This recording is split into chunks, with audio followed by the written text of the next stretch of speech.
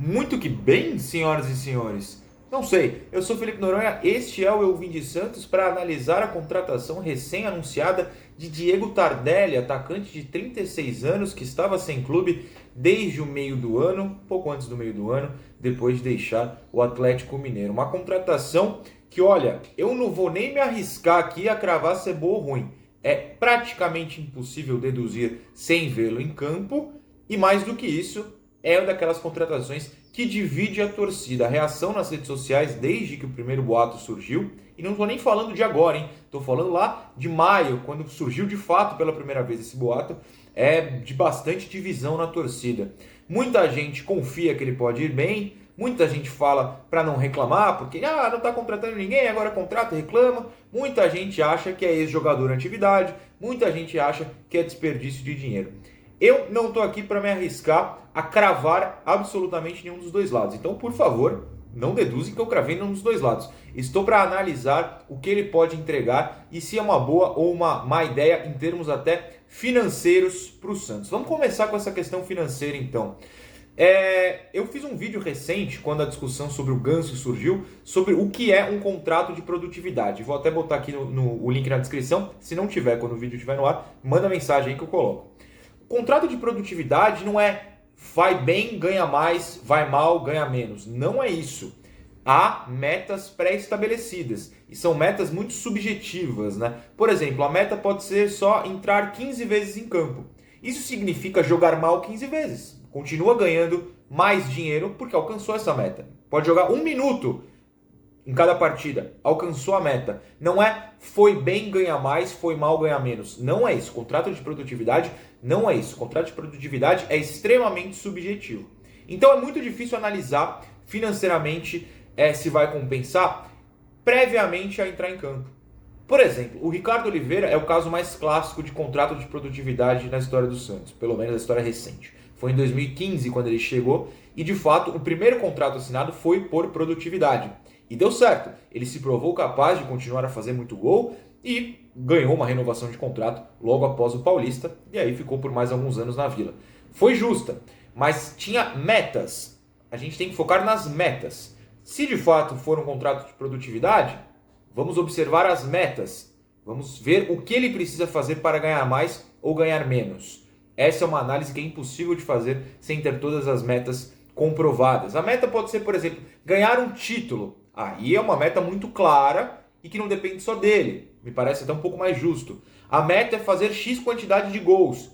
Aí depende só dele e também é justo, porque, ok, ele tem que render. Ele tem que provar rendendo. Metas mais básicas, como simplesmente entrar em campo, uma certa minutagem, que às vezes pode ser baixa, não são tão justas assim. Então a gente tem que ter isso na cabeça antes de elogiar ou criticar um contrato de produtividade.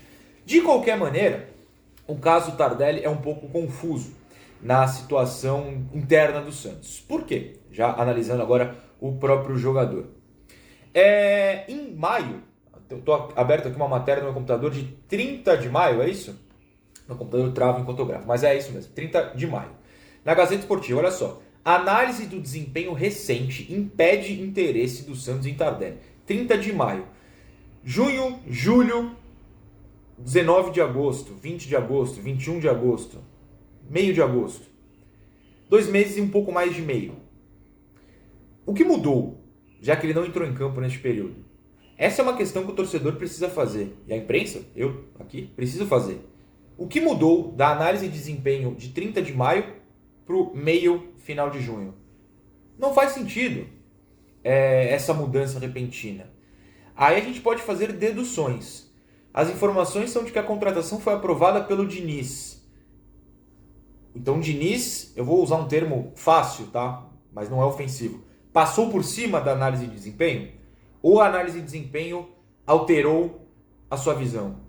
A presidência confia mais no técnico do que na análise de desempenho? Não estou julgando isso como certo ou errado, é uma questão mesmo. O André Mazzucco passou por cima como diretor da análise de desempenho? Ou ele teve uma nova conversa com essa análise e a análise mudou?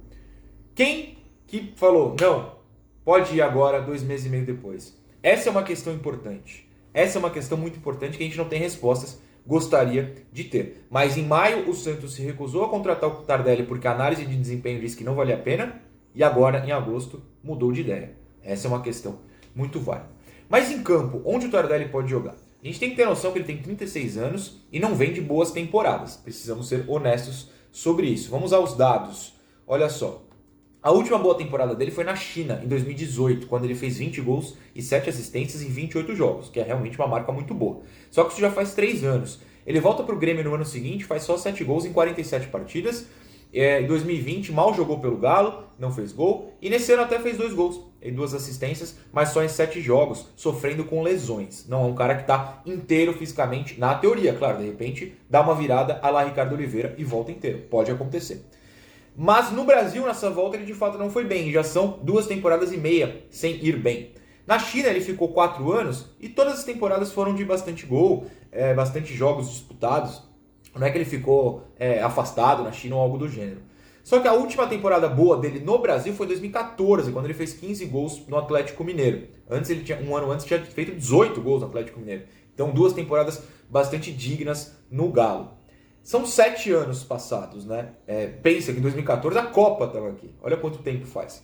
Então, assim, é muito difícil você confiar que ele está bem nesse momento. Porque ele não tem entregado nada muito positivo. Ninguém está falando que ele é ruim. Todo mundo sabe que o Tardelli, quando bem, quando inteiro, quando no auge, grande jogador, seria uma boa. Ele não está mais nesse auge.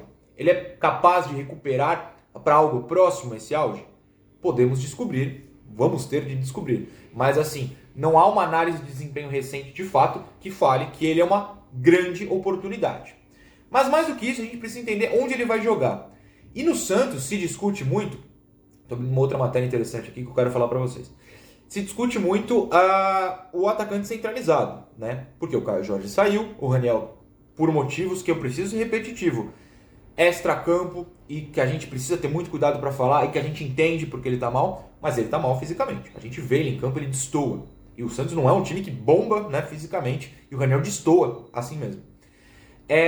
O Marcos Leonardo tem 17 anos, talvez o Diniz e todo mundo veja que ele não está pronto ainda, o que acontece. O Bruno Marques, de fato, não é uma opção para ser titular, nem tem muita minutagem, então falta gente por ali. Temos o caso do Léo Batistão, tudo bem, mas o Diniz talvez sinta que precisa de mais um, a torcida pode sentir isso, mas esse cara não costuma ser o Tardelli, e te digo por quê. Em todos os seus grandes anos, ele foi jogando aberto na diagonal para a área. Meio como o Marinho e o Lucas Braga / Marcos Guilherme hoje em dia. É um cara que gosta de jogar solto. Às vezes até do Pirani, mais ou menos. O Marcos Guilherme, quando faz o meia, que vai de um lado e vai para o outro, solto ali. Ele não é centroavante, ele não gosta de jogar parado. A prova vem dele mesmo. Matéria aqui do lance deixa eu pegar a data certinha, 9 de julho do ano passado, ou seja, há um ano. Diego Tardelli se diz incomodado em atuar como centroavante. O jogador do Galo tem preferência em jogar mais livre, podendo se movimentar em todas as partes do ataque lá do Galo. Deixa eu ver até se tem aspa na matéria. Aqui tem. A princípio eu estou nessa posição de centroavante, que me incomoda um pouquinho. Todo mundo sabe que sou um jogador que não gosta de ficar parado, gosta de me movimentar bastante. Nesses últimos meses fui usado como referência. Tem umas partes interessantes pra gente. Estou me adaptando, vou fazer o máximo possível para fazer o que ele pede. No caso, é o técnico da época do Galo, que eu, honestamente, agora me fugiu quem era. Ano passado lá no Galo, deu um branco agora. Vai depender muito do diálogo entre minha pessoa e o técnico. Então, quem que era o técnico naquela hora? Enfim, não importa. Era o São Paulo, 2020, era o São Paulo, tá. Ele não é centroavante e ele não gosta de jogar de centroavante. Falso 9, que seja. Então, ele vai ser utilizado pelos lados? Ele vai ser utilizado nessa questão Marcos Guilherme, Pirani, jogador centralizado, mas que abre para ajudar os dois lados, como a gente viu em jogos recentes? Talvez. Fica essa expectativa, mas ele não gosta de jogar de centroavante. Então, se ele for escalado no meio, ou se ele foi contratado para ser escalado no meio, talvez pinte um problema aí. Não é que ele não vai se adaptar. Na própria aspa que eu acabei de ler, ele fala, posso me adaptar, mas não gosta. E fazer algo que você não gosta não é exatamente legal. Enfim, no primeiro momento é isso.